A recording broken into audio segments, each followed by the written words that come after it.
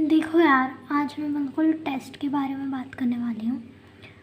तो पहली बात, अभी तो नीट वैसे दूर है, फिर भी मैं बता दूँ कि नीट के पेपर को लेके टेंशन इसलिए नहीं होनी चाहिए कि यार, क्योंकि अभी जो अपन टेस्ट देते रहते हैं उसमें इतनी चिंता नहीं रहती, क्योंकि कुछ क्वेश्चन तो यार अपने नोटबुक के ही रहते हैं, कुछ अपन जहाँ से प्रैक्टिस करते हैं वैसे मिलते जुलते हैं। अब नीट में कुछ नया आ गया वगैरह ऐसा नहीं है। एक्चुअल में पेपर जिस तरीके से डिज़ाइन होता है उसमें ये सोच के दिया जाता है कि अगर 3 घंटे का पेपर है और अगर सारे ही नए क्वेश्चन डाल दिए तो ये पॉसिबल ही नहीं कि बच्चा इतना टाइम दे के सारे क्वेश्चन अटेम्प्ट कर भी पाए, मतलब देख भी पाए, वही बड़ी बात है।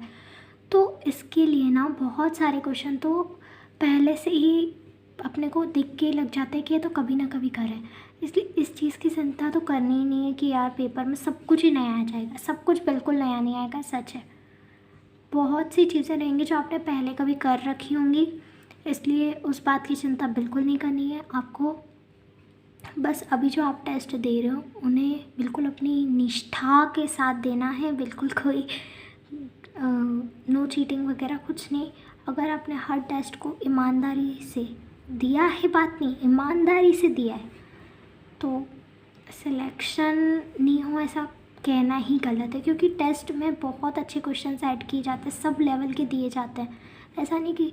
और एक और बात है कि अगर पेपर पीडीएफ फॉर्म में मिलता है तो केवल बायोलॉजी अटेम्प्ट कर लेते हैं, नहीं, तीनों अटेम्प्ट करना है। बहुत सारे लोग होते हैं जिनका फिज़िक्स केमिस्ट्री इनकी वजह से सिलेक्शन नहीं होता, जबकि बायो में पूरे भी आ जाते हैं। तो केवल एक सब्जेक्ट सिलेक्शन नहीं करेगा, आपको अटेम्प्ट पूरा पेपर करना है और तैयारी ऐसी करनी है कि तीनों साथ चलें। कभी ऐसा नहीं कि किसी एक को आउट, ऐसा नहीं। हाँ, आप एक में वीक हो सकते हैं, जैसे फिज़िक्स केमिस्ट्री में आपको फिज़िक्स थोड़ा सा वीक है, बट ऐसा नहीं कि उसको छोड़ना ही है, ठीक है। तो मैं बता देती हूँ आपको टेस्ट के लिए करना क्या है। मार्क्स कैसे ज़्यादा लाने हैं, तो उसका एक क्वेश्चन का आंसर है कि पढ़ाई करके। पढ़ाई करके मार्क्स आ जाएंगे और कोई चारा नहीं है। दूसरा है प्रिपेयर कैसे करना है। तो प्रिपेयर वाली बात आई तो या तो पहले तो आपको सेल्फ स्टडी सारी करनी है, मतलब जितना केवल क्लास में पढ़ा दिया जाता है वो तो हर बच्चा कर ही लेता है कि हाँ क्लासेस तो मैंने सारी देखी है। क्लासेस के बाद की सेल्फ स्टडी आप जो करते हो ना, वो आपकी प्रिपरेशन करती है टेस्ट की।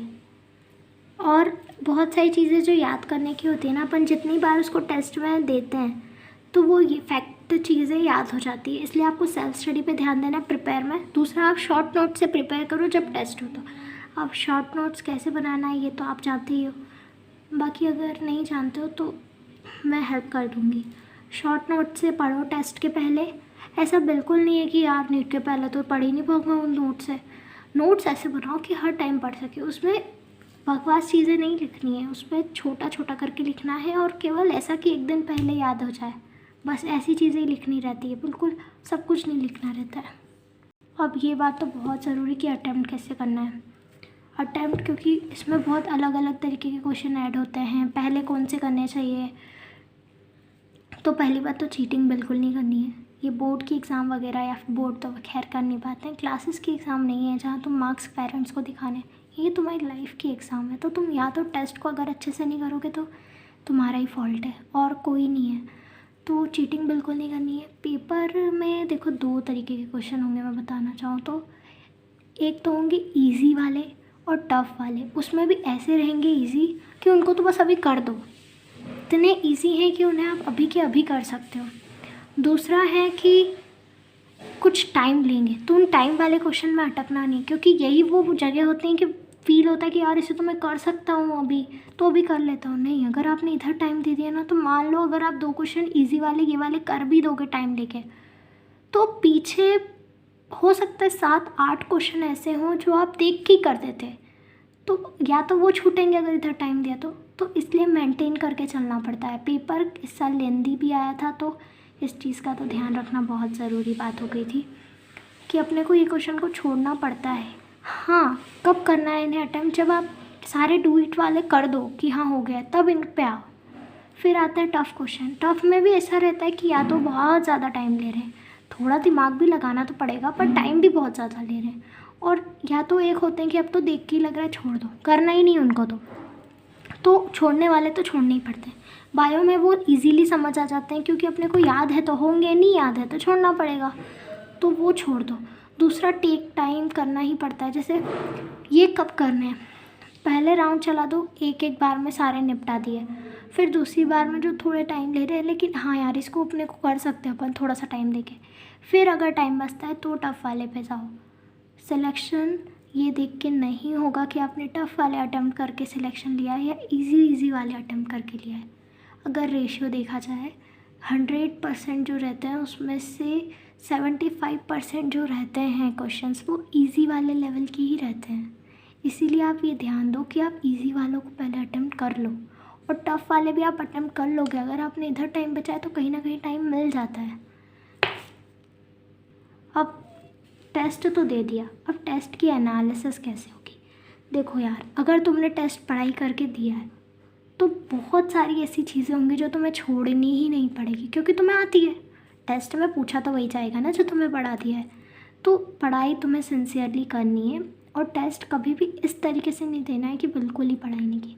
सबका कवर नहीं हो पाता है, ये सच है, बट ऐसा नहीं है कि बिल्कुल ही नहीं होता है। जितनी बुक्स मैंने सजेस्ट करी, क्योंकि मैंने वो लिमिटेड बुक्स करी हैं, ऐसी बुक सजेस्ट नहीं करी है जिसमें कुछ काट के पढ़ना पड़ जाए कि बस इतना ही पढ़ना है या इतना ही इसमें से पढ़ना है। नहीं, उन बुक्स को पूरा कर लो। बाकी जितनी कम चीज़ें होती हैं उन्हें अपन रिपीट रिविज़न कर सकते हैं। तो टेस्ट के एनालिसिस में मैंने ये मान के चला है कि आपने सारे अटेम्प्ट किए हैं, और बहुत कुछ ही है जो आपने अनअटेम्प्टेड में छोड़े हैं। देखो यार, कुछ क्वेश्चन ऐसे होंगे जो आपने गलत कर दिए। अभी गलत कब होता है, जब एकदम प्रेशर बढ़ जाता है। बहुत सारे क्वेश्चन ऐसे हो जाते हैं, मतलब या तो कैलकुलेशन में इतनी गंदी मिस्टेक हो जाती है कि 2/2 ज़ीरो कर देते हैं। वो मैं कर चुकी हूँ, इसलिए मैं बता रही हूँ कि मतलब ध्यान ही गलत है। तो इनकरेक्ट वो वाली चीज़ों को नहीं लिखना है, नोट डाउन वो वाली चीज़ें नहीं करनी कि कहीं कैलकुलेशन मिस्टेक करी। आपको पेशेंस बढ़ाना और स्पीड पकड़नी पड़ेगी।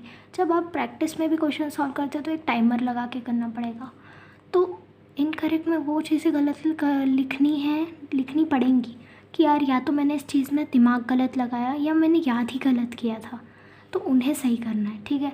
अब दूसरे हैं कि आपने छोड़े कौन से। एक तो ऐसे होंगे जो आप पढ़ा था पर भूल गए, तो उन्हें एक बार रिवाइज़ करो, वापस से नोट्स खोलो। नोट्स खोलने का ये फ़ायदा होता है, शॉर्ट नोट्स नहीं खोलने। शॉर्ट नोट्स केवल तभी खोलने रहते हैं जब अपने को टेस्ट के एक दिन पहले हल्का सा कुछ प्रिपेयर करना रहता है, बाकी उन्हें नहीं खोलना है। अपने को नोट्स पे ज़्यादा ध्यान देना है, क्योंकि जब भी अपन कोई एक चीज़ पढ़ने जाते हैं तो उसके आसपास वाली चीज़ों को भी देखते हैं, तो उसका भी एक रिविज़न हो जाता है।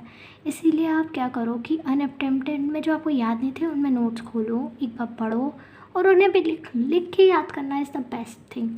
फिर दूसरी चीज़ है कि या तो आपको ना टाइम कम पड़ गया, लिमिटेड टाइम था, इसलिए आपको छोड़ना पड़ा, तो उन्हें भी एक बार सॉल्व कर लो। क्योंकि ऐसा नहीं है कि अगर वो उस टाइम नहीं कर पाए तो कभी नहीं कर पाओगे, कर लोगे।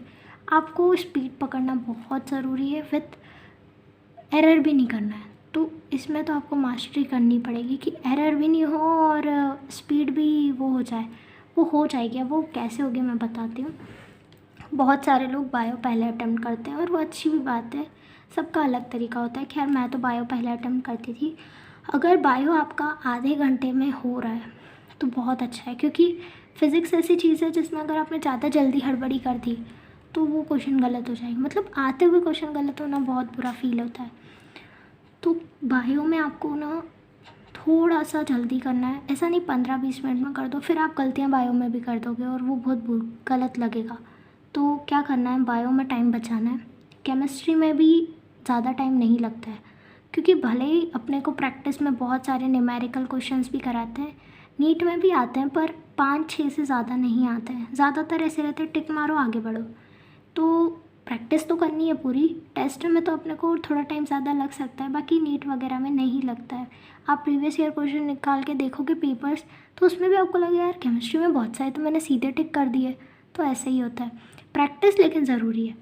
फिर अगर आपने इतना कर लिया तो आपका 1 घंटे में तो पेपर हो जाएगा बायोलॉजी और केमिस्ट्री का। फिर अगर थोड़ा भी टाइम इधर उधर जा रहा है, जैसे कि आपने सोच के चला था कि अगर 40 मिनट्स में मुझे बायो कंप्लीट करनी है और फिर भी आपका अभी बच गया है 5-6 क्वेश्चन, तो आप उसमें केमिस्ट्री में सेक्रीफाइस मत करो, बायो को वहीं छोड़ो। रोकना पड़ेगा, नहीं तो केमिस्ट्री के उधर नुकसान होएगा या फिज़िक्स में उधर नुकसान होएगा। तो आपने जो टाइम बना रखे उन्हें दो, फिर उसके बाद जाके केमिस्ट्री को जो अपना टाइम दिया था उतने में कंप्लीट किया। अब उसके बाद आपको क्या करना है, जाना है सीधे से फ़िज़िक्स के पास। फ़िज़िक्स ऐसा नहीं है सब कुछ मैथ्स होता है, नहीं है, इसलिए उसमें अच्छे से बहुत सारी चीज़ें तो टिक्का लगाने की नहीं होती है, बट अगर आपको फॉर्मूलाज याद है तो उनसे भी काम हो जाता है, क्योंकि इतना ज़्यादा सॉल्व करने का वो लोग नहीं देते हैं। बहुत कम ही क्वेश्चन होते हैं जिसमें हाई फाई मैथ्स लगवा देते हैं, वो क्वेश्चन छोड़ने लायक ही होते हैं, या फिर वही बच्चे करते हैं जिनका पेपर टाइम पे हो गया। तो स्पीड बहुत जल्दी से जल्दी कैचअप करने की कोशिश करो, कैसे आएगी प्रैक्टिस से।